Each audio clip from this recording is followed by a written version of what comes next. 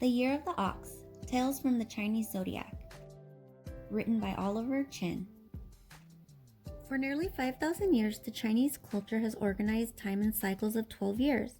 This Eastern calendar is based upon the movement of the moon, as compared to the Western, which follows the sun, and is symbolized by the zodiac circle. An animal that has unique qualities represents each year.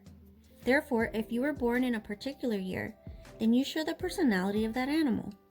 Now people worldwide celebrate this 2-week-long festival in the early spring and enjoy the start of another Chinese New Year. Light glistened off the morning dew, and the rising sun welcomed another day.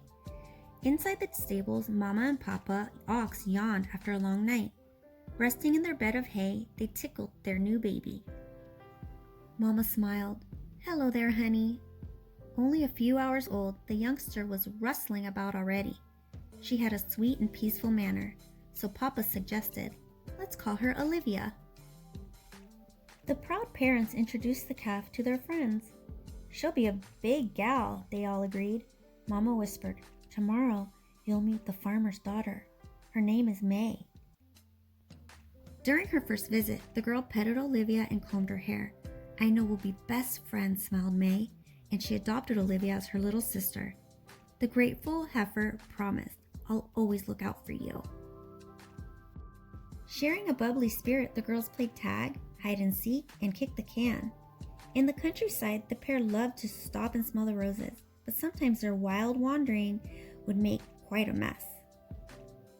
Afterwards, Olivia's parents took her aside.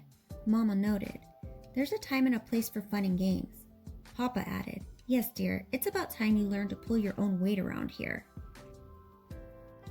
The following morning, Papa and Mama showed her the shed where they got ready for work. Every day, the bull and cow would carry a yoke and pull a plow. Olivia wanted to pitch in, despite Mama's misgivings. Papa pointed out, "But the yoke is heavy and tilling the ground is hard labor." Olivia boasted, "I'm a big girl now, and I can handle it by myself." But try as she might, Olivia was too small to plow the fields. Many times she got stuck in the mud and had to be rescued.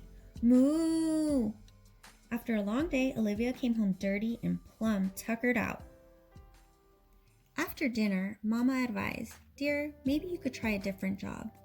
"Yes, I'd like that very much," answered Olivia eagerly. The next day, May led Olivia to the nearby well to fetch some water. Gingerly, the girl filled her bucket and balanced it upon her head. Her little sister bragged, "Ha! I can carry much more than you." "Be careful," May warned as Olivia moseyed along with 2 buckets on her shoulders. They were almost home when a rooster bumped into them and crowed. Olivia slipped and spilled the water everywhere. After cleaning up, May thought of another chore for Olivia. "Next week is the harvest time. You could bring the rice to be milled." Olivia nodded, and they prepared to collect the crop. During the harvest, May loaded stalks of grain onto Olivia's back. "This is easy," smirked Olivia. But on the way to the mill, a snake darted in front of her. Startled, Olivia scattered her load all over the road. Now both girls were embarrassed, but the weekend was here, and May's parents had planned to sell their vegetables at the local farmer's market. Olivia promised to behave, so Mama and Papa let her come too. The town square bustled with buying and selling, and May's parents displayed their bounty. Olivia marveled at all the sights, sounds, and smells. Meeting a friendly rat, she followed it to a stall close by. Suddenly a yell rang out, "Eek!" Soon a crowd had gathered to watch Olivia eat someone's fruit. Neighbors wagged their hooves, Papa shook his horns, and May hurried to drag her pal away. After the commotion subsided, Mama moaned, "Darling, I guess you're not old enough to help us after all." May and her parents were disappointed too, so Olivia trudged back with her tail between her legs. At home, Olivia wanted to prove she was a hard worker, but May's parents had business in town with Mama and Papa. Leaving to tend the fields, May told Olivia, "Please just stay behind and out of trouble." Alone with little to do, Olivia vowed, "I'll show them, somehow." Later, she heard a cry pierce the sky, "Wah!" As noises suddenly filled the air, Olivia rushed outside and couldn't believe her eyes. Everyone was running away from the farmland that was quickly flooding. The old dam had burst. "Moo!" bellowed Olivia, but no one stopped to help. Immediately she wondered, where is May? Olivia jumped into the rice paddy to search for her sister.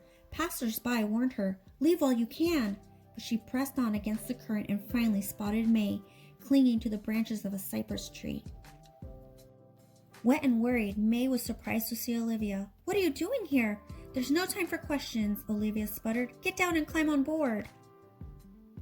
Swimming towards home, Olivia picked up others stranded by the rising water. Juggling them on her shoulders, Olivia plowed ahead. At last, she clambered over the ridge to safety. But before they could catch their breath, they noticed the bank had begun to buckle. If it gave way, the water would flood the village below. May cried, "We need to warn the townsfolk." "Hurry up and go," replied Olivia as she pressed her shoulders against the dike. "I'll hold it up." Hesitating, May hopped on her bicycle. "I'll pedal as fast as I can, and you'd better still be here when I come back." Leaning against the crumbling wall, Olivia spotted a crack where water began dripping through. She needed to patch it, but didn't dare move. What could she do? Hastily, she stuck her tail into the hole. The plug held, and Olivia sighed in relief. Feeling the world's weight on her shoulders, Olivia didn't want to let anybody down. Digging her hooves into the ground, she pushed with all her might. Moo! Time crawled by. Just then, May's family and Mama and Papa arrived with lots of helpers. As the waters finally receded, Olivia took a break. She was dirty, soggy, and hungry, but very happy.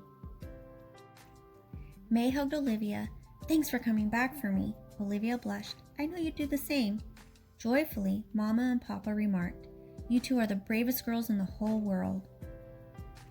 Soon life returned to normal, and Olivia and May played their games and roamed about as before. Their parents watched how they were growing up, both hungry for adventure and strong-willed. These sisters loved each other, heart and soul. May knew that Olivia was there for her when it counted, and everyone around would remember that this was a marvelous year of the ox.